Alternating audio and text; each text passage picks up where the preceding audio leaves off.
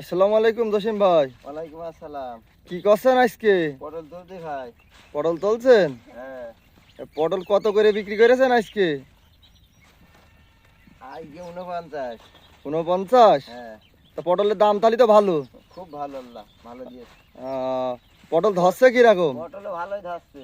আর পটল কি বাজার নিয়ে যেয়ে বিক্রি করা লাগে না না, মাঠে থেকে পাইকার এসে নিয়ে যায়? বুঝতে পাটি এসে পাই করে নিয়ে যায়। পাইকারি নিয়ে যায় না? হ্যাঁ। আহ, আল্লাহ মালও ভালোই দিয়েছে, খেতও ভালো।